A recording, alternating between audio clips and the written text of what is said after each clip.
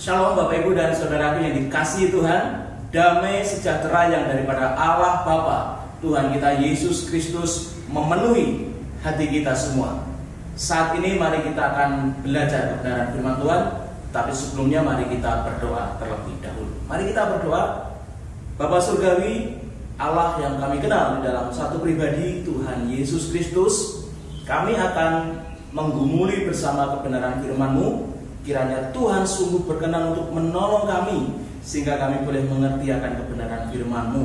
Di dalam nama Tuhan Yesus Kristus kami berdoa. Haleluya. Amin. Saudara-saudara yang terkasih dalam nama Tuhan Yesus Kristus, kita buka Alkitab kita bersama dari Injil Matius pasal yang ke-22, ayatnya yang ke-34 sampai dengan yang ke-46. Mari kita baca bersama-sama. Hukum yang terutama. Ketika orang-orang Farisi mendengar bahwa Yesus telah membuat orang-orang Saduki itu bungkam, berkumpullah mereka, dan seorang dari mereka, seorang ahli Taurat, bertanya untuk mencobai dia. Guru, hukum manakah yang terutama dalam hukum Taurat? Jawab Yesus kepadanya, kasihilah Tuhan Allahmu dengan segenap hatimu, dan dengan segenap jiwamu, dan dengan segenap akal budimu. Itulah hukum yang terutama dan yang pertama. Dan hukum yang kedua yang sama dengan itu ialah, kasihilah sesamamu manusia seperti dirimu sendiri. Pada kedua hukum inilah tergantung seluruh hukum Taurat dan kitab para nabi. Ketika orang-orang Farisi sedang berkumpul, Yesus bertanya kepada mereka, katanya, apakah pendapatmu tentang Mesias? Anak siapakah dia? Kata mereka kepadanya, anak Daud.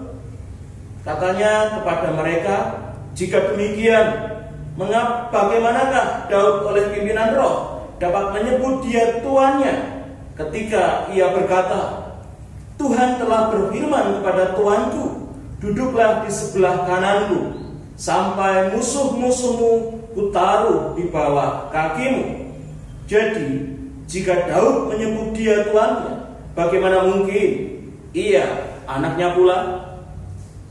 Tidak ada seorang pun yang dapat menjawabnya, dan sejak hari itu tidak ada seorang pun juga yang berani menanyakan sesuatu kepadanya. Amin. Demikian jauh saudaraku, pembacaan firman Tuhan akan kita gumulkan bersama pada kesempatan ini. Dan yang berbahagia adalah kita yang mau mendengarkan firman Tuhan, mau menyimpannya dalam hati, dan yang mau melakukannya dalam kehidupannya setiap saat, setiap hari. Saudara-saudara yang dikasihi Tuhan, pada kesempatan ini saya memberikan tema untuk renungan kita saat ini adalah kasih yang utuh. Saudaraku, pengertian utuh di dalam konteks firman Tuhan di dalam Injil Matius pasal 22 ayat 34 sampai dengan yang ke-46 ini adalah menggambarkan bagaimana kasih kita kepada Allah dan juga kasih kita kepada sesama kita manusia. Kasih yang utuh, kasih kita kepada Allah dan juga kepada sesama kita manusia itu adalah dui tunggal, saudaraku. Bagaimana dua bagian menjadi satu kesatuan. Seperti halnya koin ini, saudara, memiliki dua sisi yang berbeda, tetapi dalam satu kesatuan di dalam koin ini. Kalau saja gambar di salah satu koin ini tidak ada, saudara, maka koin ini tidak akan memiliki nilai. Demikian pula dengan hidup saya dan saudara. Ketika kita tidak memiliki kasih yang utuh, maka hidup kita ini pun tidak akan memiliki nilai. Mari kita jadikan hidup kita yang sementara ini memiliki nilai di hadapan Tuhan dengan kita bersama-sama memiliki kasih yang utuh. Jadi saudaraku, yang pertama kasih yang utuh adalah kita harus mampu mengasihi Allah. Di mana Alkitab mengajarkan kita bagaimana kita harus mengasihi Allah adalah dengan segenap hati, dengan segenap jiwa, dan dengan segenap akal budi. Dengan segenap, dengan keutuhan, totalitas hidup saya dan saudara. Tidak dengan setengah, dan setengah. Tetapi utuh, segenap hatimu, segenap jiwamu, dan dengan segenap akal budimu. Jadi saudaraku, tidak bisa ditawar-tawar lagi. Kita harus mampu mengasihi Allah dengan seluruh totalitas kehidupan saya dan saudara. Lalu apa alasan? Kenapa kita harus benar-benar mengasihi Allah dengan segenap, dan dengan segenap tadi? Yaitu dengan segenap hatimu, dengan segenap jiwamu, dan dengan segenap akal budimu. Saudaraku, ada satu alasan yang perlu kita ketahui, mengapa kita harus mampu mengasihi Allah dengan segenap hati, segenap jiwa, dan dengan segenap akal budi kita. Mari kita perhatikan drama yang ada saat ini.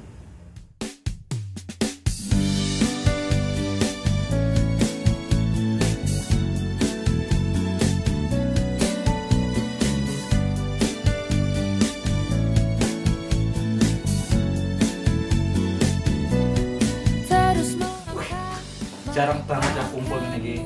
Kok orang pesen kopi lah apa? Pesen.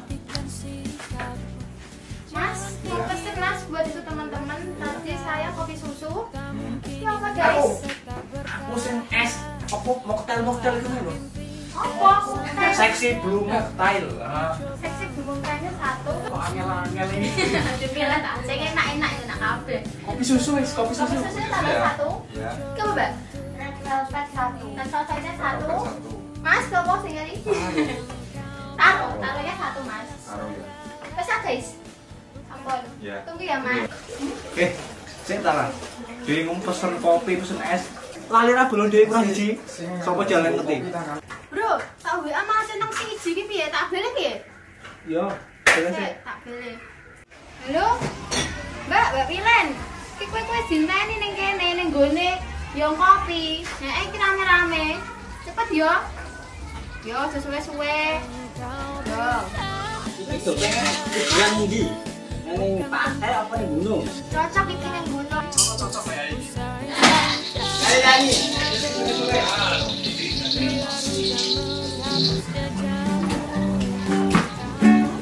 Terus melangkah lelah hati perhatikan si kau bukan tak segala kedudukan apa menentukan langkah sudah semua berlalu biar hujan menghapus jejakmu. Mantap, Pak. Kok coba enggak?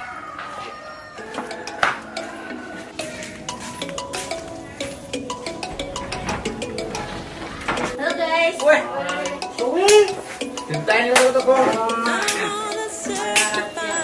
Iya. Keong. Bin.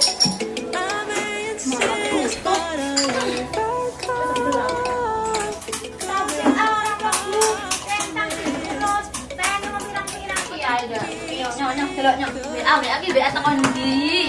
HP niki mau tak WA Mbak. Semuanya wah, ditanya mau pirang-pirang kaya menteri. HP ini niki mau guys belakang. HP kok ono jadi ibu lho. Gembara kucing wis. Cetak. Oh tidak. Suara motor e. Kayak macam.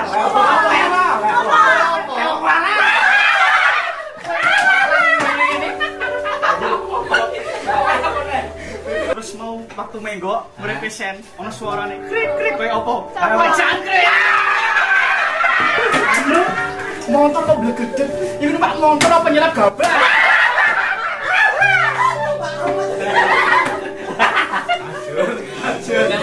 Kumpul kabeh. Mau rencana kan refreshing ning Colo. Ekonomi dingin loh. Nah, kira-kira seminggu jam piro lah? Jam 1 piye? Oke, jam 1 ya. Jam 1. Oke. Deal jam 1. Sip. Pilen, kamu kan rajin tadi. Tapi ya, kayak kok itu nggak motor dewe yo. Soalnya kita wis pas sama motor telu, sama boncane dewe-dewe. Ya wis nak wis pas. Terus miyen ae. Boleh duruk sik kabeh. Menurutku kayak ngono. Ki bener sih ora iso. Wong mrene mau wae laran mogok-mogok dhisik. Apa mana tak pinanjak. Ndak malah mundur. Aku mau repot-repot kowe kabeh. Wis ngerti wae dulu. Tak apa-apa.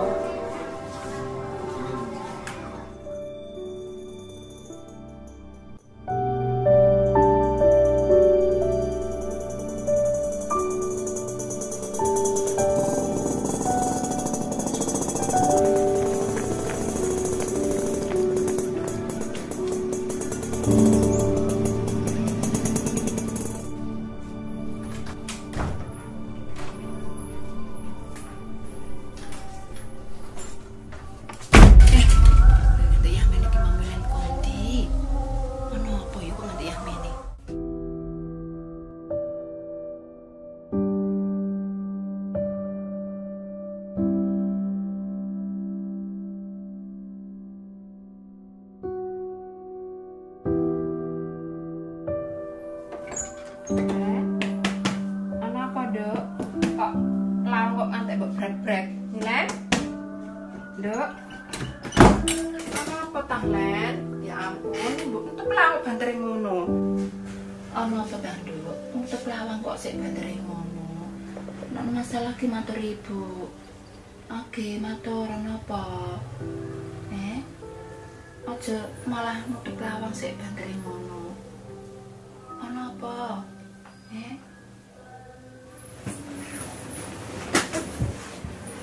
Kancaku ora, Bu, sok minggu kudu ning Solo. Lah ibu dhewe motorku koyo ngono iku. Terus dik mau HP-ku dinyeki kancaku. Dinyek HP butut, HP gawe janggelan lemari lah.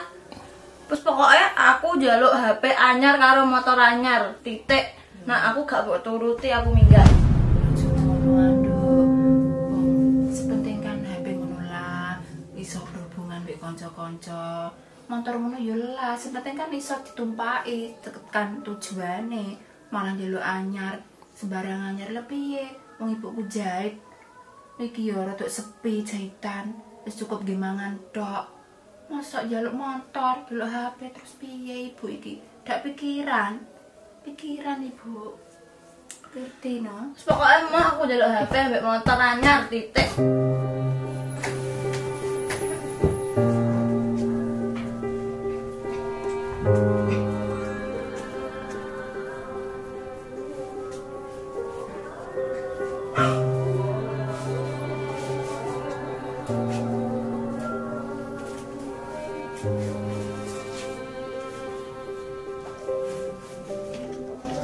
Gusti.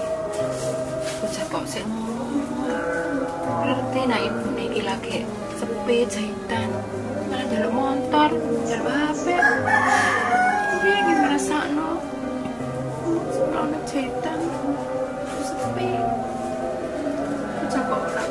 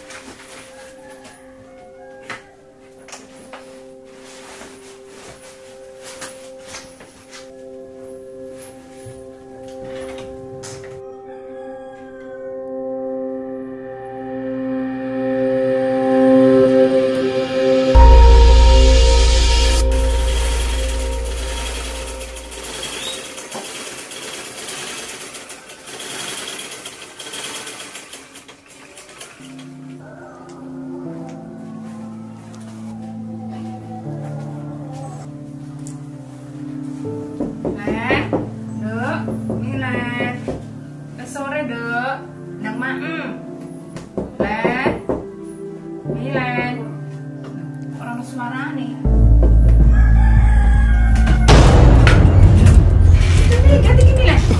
anakku, Milen!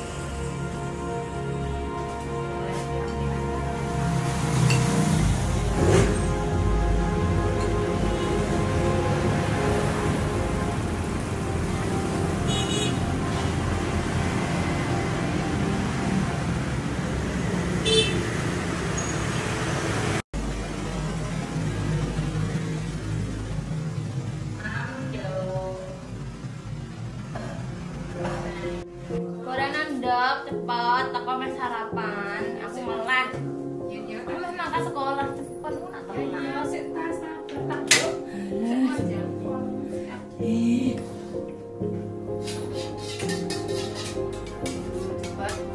Doa sera, ibu saya doa. Terus kita lari di ibu. Saya juga. Tuhan Yesus, mohon mau makan, kiranya Tuhan berkati. Terima kasih Tuhan. Haleluya, amin. Terus doa orang. Semua ini ibu ya Ustaz.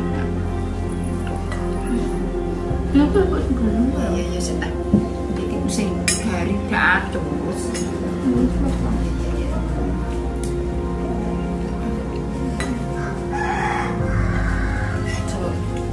Cepet-cepet tuh keceleken gimana? Nenek kan juga mirip.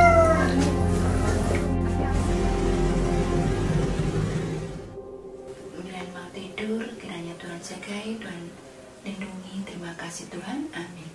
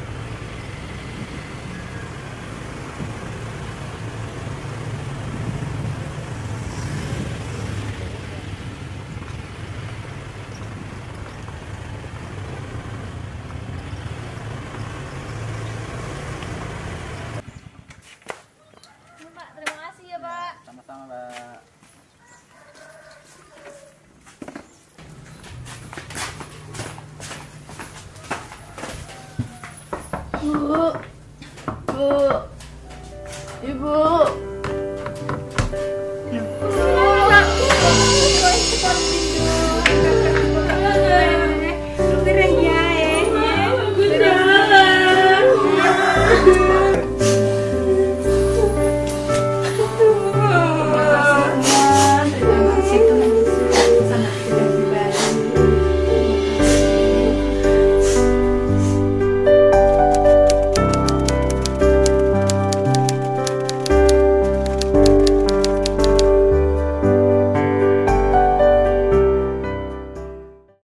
Saudara, dari drama yang baru saja kita lihat, kita dapat menyaksikan bagaimana kasih seorang ibu kepada anaknya.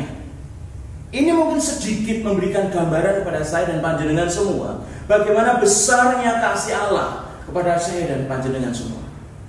Kasih ibu kepada anaknya yang telah melawannya, yang telah tidak mendengar nasihatnya, bahkan berani meninggalkan ibunya demi memenuhi kepuasan hasrat hatinya. Saudaraku, meskipun sang anak pergi meninggalkan ibunya, meskipun sang anak kecewa kepada ibunya, tetapi sang ibu tetap mencarinya sampai anak ini kembali kepadanya. Saudaraku, dalam keadaan baik, sang ibu mengasihi anaknya. Bahkan ketika sang anak memberontak, melawan, bahkan pergi meninggalkan dirinya, ibu tetap mengasihi anaknya. Saudaraku, seperti itulah gambaran Allah yang begitu besar kasihnya kepada saya dan saudara. Ketika kita sebelum hidup di dalam kasih Allah masih terus melakukan dosa, masih terus melakukan keinginan daging kita, saudaraku, Allah datang dan menawarkan kasih anugerahnya. Apalagi kalau kita hidup di dalam kasih karunia-Nya, kita berusaha melayaninya, kita berusaha untuk hidup setia mengasihi Tuhan, tentu Allah akan lebih dan lebih lagi di dalam mengasihi kita. Ini adalah alasan mengapa saya dan saudara harus mengasihi Allah itu secara utuh, secara lengkap, secara total dalam kehidupan saya dan saudara, yaitu dengan segenap hatimu, dengan segenap jiwamu, dan dengan segenap akal budimu. Saudaraku, rancangan Allah bagi kita adalah rancangan yang mendatangkan kebaikan, rancangan yang mendatangkan damai sejahtera, rancangan yang mendatangkan apa? Keselamatan. Ingat saudara, rancangan Tuhan bagi kita bukan rancangan kematian atau kebinasaan. Sebelum kita mengenal Tuhan pun, Tuhan sudah merancangkan hal yang baik dalam hidup saya dan saudara. Ini adalah alasan kenapa kita harus mengasihi Allah, karena Allah begitu mengasihi kita dengan merancangkan yang terbaik dalam hidup saya dan saudara. Bapak, Ibu, dan saudaraku dikasihi Tuhan, memberi bukan karena kita berharap diberi, tapi berilah karena kita sudah diberi. Demikian halnya, kasihilah Tuhan Allahmu, bukan supaya kita dikasihi Allah, tapi kasihilah Tuhan Allahmu karena Dia Tuhan sudah memberikan kasih-Nya kepada kita semua. Jadi saudara-saudara yang dikasihi Tuhan, mari kita benar-benar memahami bahwa Allah sudah memberikan kasih-Nya yang besar itu ke dalam kehidupan kita. Oleh sebab itu seyogyanya kita pun harus mampu mengasihi Allah secara utuh, yaitu dengan segenap hati, dengan segenap jiwa, dan dengan segenap akal budi saya dan saudara. Saudara-saudara yang dikasihi Tuhan, Sekali lagi kita tahu bahwa rancangan Tuhan dalam kehidupan kita adalah rancangan damai sejahtera, rancangan keselamatan, rancangan yang boleh mendatangkan kehidupan dalam hidup saya dan saudara. Kita sudah tidak ragu-ragu lagi dengan rancangan Tuhan atas hidup kita. Kita sudah tidak ragu-ragu lagi tentang rancangan masa depan nanti keluarga kita seperti apa, anak-anak kita nanti seperti apa. Karena semua sudah dirancangkan Tuhan yang terbaik untuk saya dan saudara. Seringkali kan orang masih bingung, orang masih khawatir, orang masih takut dengan kehidupannya ke depan. Bagaimana? Seperti apa? Kita harus paham saat ini bahwa rancangan yang terbaik, rancangan yang mendatangkan keselamatan, kehidupan, itu sudah dirancangkan Tuhan atas hidup saya dan saudara. Sudah tidak ada masalah lagi saudaraku tentang bagaimana kita hidup ke depan ini, menghadapi kehidupan kita, masa depan kita. Yang menjadi persoalannya bagi saya dan saudara adalah bagaimanakah kita hidup di dalam rancangan Tuhan itu. Ketika Allah sudah total mengasihi kita, apakah kita mampu hidup dengan benar di dalam rancangan Tuhan yang luar biasa dahsyat? Apakah kita mampu mengasihi Tuhan secara total, yaitu dengan segenap hati, dengan segenap jiwa dan segenap akal budi kita? Mampukah kita mengasihi Tuhan di saat kita penuh sukacita, kebahagiaan, kebaikan, kesehatan? Mampukah kita mengasihi Tuhan ketika kita mengalami kemiskinan, kesakitan, kesengsaraan, penderitaan? Tetapkah kita memiliki hati yang setia, tidak berubah cinta kita kepada Tuhan, kasih kita kepada Allah, apapun yang terjadi dalam kehidupan saya dan saudara? Saudaraku, seringkali kenyamanan, kekayaan, kenikmatan, kebaikan bisa membuat orang lupa diri dan lupa akan Tuhan. Demikian hanya dengan kesakitan, penderitaan, kesengsaraan, kemiskinan, saudara, bisa membuat orang juga lupa akan kasih Allah atas hidupnya. Saudaraku, saudara yang dikasihi Tuhan, mari firman Tuhan mengingatkan kita semua pada kesempatan ini. Kasihlah Tuhan secara total dalam hidupmu. Apapun keadaan kita, mari kita tetap mengasihi Tuhan. Kenapa? Sekali lagi saya mengatakan, karena Tuhan sudah merancangkan yang terbaik dalam hidup saya.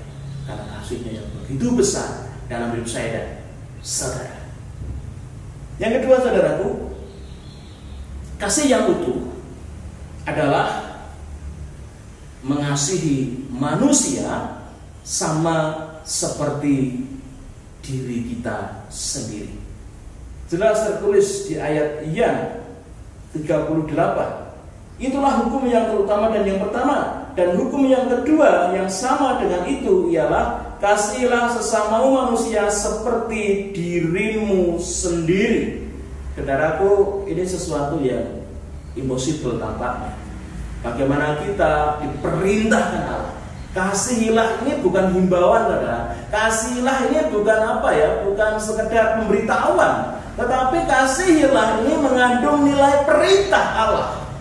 Kalau memang perintah, ya memang harus kita lakukan. Tetapi mungkinkah kita yang orang berdosa ini mampu mengasihi sesama kita sama seperti hanya kita mengasihi diri kita sendiri? Saudara-saudara yang dikasihi Tuhan, menarik. Kita tidak akan punya kekuatan untuk mampu mengasihi orang lain sama seperti mengasihi diri kita sendiri. Kita membutuhkan kekuatan yang supranatural, yang tentunya ini harus berasal hanya daripada Allah.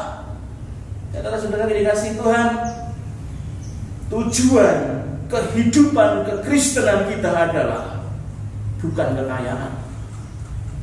Tujuan kekristenan kita adalah bukan jabatan. Tujuan hidup kekristenan adalah bagaimana kita harus mampu hidup di dalam kasih. Saudaraku, orang kalau sudah mengasihi Tuhan, dia akan berusaha untuk mengenal Tuhan. Dia akan berusaha untuk terus mencari Tuhan. Dan orang kalau sudah mengasihi Tuhan, maka dia akan menyerap hakikat Allah. Orang yang menyerap hakikat Allah, dia akan memiliki nilai-nilai kasih Allah. Saudaraku, ketika orang benar-benar sudah sampai di titik memiliki nilai-nilai kasih yang dimiliki Allah, saudara. Allah itu kasih. Allah itu karakternya adalah kasih. Dan ketika orang menyerap karakter kasih Allah ini, maka tentunya orang-orang pun harus mampu mempraktekkannya di dalam kehidupannya, yaitu bagaimana dia menebarkan kasih dalam setiap kehidupannya sebagai bentuk dari ekspresi pengenalannya akan Allah. Saudara-saudara yang dikasihi Tuhan, hidup kekristenan itu bukan retorika, bukan teori, saudara. Tetapi kekristenan itu adalah bagaimana hidup di dalam praktek kasih setiap waktu, di mana dalam Alkitab diperintahkan kepada saya dan saudara, kasihilah sesamamu seperti dirimu sendiri. Mungkinkah kita dapat mengasihi orang lain? Mungkin, saudaraku, kalau kita benar-benar mampu mengasihi Allah. Kalau kita tidak mengasihi Allah, kita tidak akan pernah mampu mengasihi orang lain. Jadi kalau ada orang yang bilang dia mengasihi Allah tetapi membenci saudaranya, maka itu dikatakan firman Tuhan adalah bohong. Tidak mungkin. Jadi bagaimana kita benar-benar memiliki hakikat Allah, nilai-nilai kasih Allah di dalam kehidupan saya dan saudara, sehingga kita mampu mengekspresikan cinta kasih Allah itu di dalam kehidupan nyata, yaitu mengasihi saudara-saudara kita, mengasihi sesama kita. Siapakah sesama kita? Saudara, sesama kita ya suamimu, istrimu, anak-anakmu, mertuamu, iparmu, adikmu, kakakmu, mertuamu, saudara-saudaramu, tetanggamu. Itulah sesama kita. Jadi mari kita bersama-sama memahami akan kebenaran firman Tuhan ini. Ini adalah perintah. Dan satu hal, saudara, tidak mungkin Allah memerintahkan sesuatu yang tidak mungkin bisa kita lakukan. Kalau memang ini perintah kepada saya dan saudara, tentunya kita mampu untuk melakukannya. Kita mampu untuk mengasihi sesama kita sama seperti kita mengasihi diri kita sendiri. Oke? Kasihlah dirimu sendiri lebih dulu, saudara, sehingga kita tahu bagaimana mengasihi orang lain. Apa sih artinya mengasihi diri sendiri? Bagaimana sih caranya mengasihi diri sendiri? Saudara, ketika panjenengan itu mengasihi diri panjenengan, tentu hal-hal yang buruk tidak akan jenengan bawa dalam hidup panjenengan. Ketika panjenengan mengasihi diri panjenengan sendiri, saudara, jenengan tidak akan pernah mengizinkan sesuatu yang tidak baik itu akan jenengan lakukan. Jadi mengasihi diri sendiri adalah bagaimana kita tahu yang terbaik untuk diri kita, dan itu akan kita lakukan. Contoh sederhana, saudara, ketika kita sebagai orang percaya, kita tahu bahwa hidup dalam dosa itu tidak baik, tentu kita tidak akan melakukannya. Amin. Jadi tahu mana yang terbaik untuk dirinya, itu yang akan dilakukannya. Kalau memang tahu makan daging terus itu tidak bagus, ya jangan makan daging terus. Kristen kedagingan. Saudaraku, kita harus imbangi, makan pola sehat, ada sayur, ada buah. Itu baik untuk diri kita, maka kita melakukannya. Kita tahu olahraga itu baik, maka kita perlu melakukannya. Ya kan? Jadi mengasihi diri sendiri adalah bagaimana melakukan yang terbaik untuk dirinya sendiri, saudara. Inilah yang harus kita lakukan kepada orang lain. Bagaimana kita memberikan yang terbaik bagi orang lain. Dengan kata dengan artian lain, saudaraku, bagaimana kita dapat meneladani kasih Allah yang begitu mengasihi manusia, tidak pandang bulu, tidak pandang suku, tidak pandang agama, tidak pandang latar belakang sosialnya. Saudaraku, Allah beberapa waktu yang lalu kita bahas mengasihi yang agapos, tanpa syarat. Karena Allah melihat nilai jiwa manusia ini perlu diselamatkan, dan ini pun perlu kita lakukan, saudara. Kita harus memandang orang lain dari nilai jiwanya yang perlu kita selamatkan. Oleh sebab itu, lakukanlah, kasihilah lingkunganmu, kasihilah sesamamu manusia dengan memberikan yang terbaik. Sama hanya ketika kita memberikan yang terbaik untuk diri kita. Ketika kita tahu itu bahaya, kita tidak akan melaluinya. Ketika kita tahu itu tidak baik untuk tubuh kita, jiwa kita, maka kita tidak akan melakukannya. Kalau memang itu baik untuk jiwa kita, untuk tubuh kita, untuk hidup kita, maka kita akan melakukannya. Dan inilah yang perlu kita lakukan sebagai wujud ekspresi dari kasih kita kepada sesama. Penutup saudara, kita lihat di ayat 41 sampai dengan yang ke-45 dan 46. Bagaimana Yesus juga menyampaikan sebuah pertanyaan kepada orang-orang Farisi. Tetapi pertanyaan Yesus ini bukan pertanyaan yang menjebak dan ingin menjatuhkan orang-orang Farisi. Tetapi pertanyaan Tuhan Yesus adalah ingin memberikan sebuah pemahaman, pengajaran kepada orang-orang Farisi supaya mata hati mereka terbuka untuk melihat, memahami, dan menerima siapakah Mesias. Pertanyaan Tuhan Yesus adalah ayat 62, apakah pendapatmu tentang Mesias? Dan anak siapakah dia?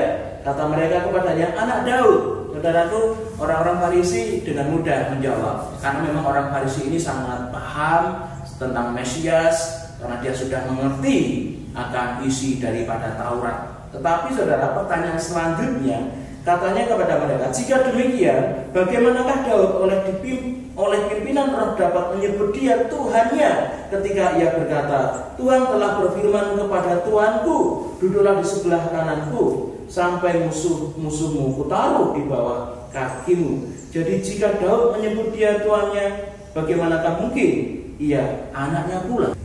Ketika Tuhan Yesus melontarkan pertanyaan yang terakhir ini kepada orang-orang Farisi, saudara, bagaimana kita tahu ekspresi daripada orang-orang Farisi? Ayat yang ke-46, tidak ada seorang pun yang dapat menjawabnya, dan sejak hari itu tidak ada seorang pun juga yang berani menanyakan sesuatu kepadanya. Saudara, orang Farisi tidak mampu menjawab pertanyaan Tuhan ini.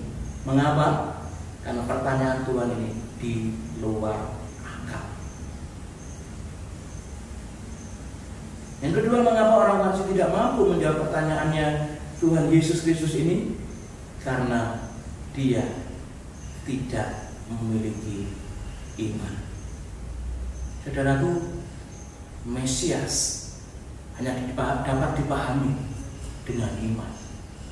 Oleh sebab itu, jangan keraskan hatimu. Jangan taruh imanmu di bawah logikamu, di bawah akalmu. Tapi iman harus di atas logika kita. Kita tidak akan pernah paham Yesus itu adalah Mesias kalau terus kita nalar pakai akal kita. Tidak akan ketemu, saudara. Dan sebab itu mari jangan keraskan hatimu. Saat ini Tuhan mengingatkan kita dari sikap orang Farisi ini, supaya kita tidak mengeraskan hati untuk menerima kebenaran firman Tuhan, tapi milikilah iman untuk memahami firman Tuhan yang di atas logika kita. Saudara-saudara yang dikasihi Tuhan, mari kita benar-benar memiliki kasih yang utuh, supaya kita menjadi orang-orang yang bernilai di hadapan Tuhan. Kasihlah Tuhan Allahmu dengan segenap hatimu, dengan segenap jiwamu, dan dengan segenap akal budimu. Dan kasihlah samamu manusia sama seperti dirimu sendiri. Tuhan Yesus memberkati kita semua. Haleluya. Amin.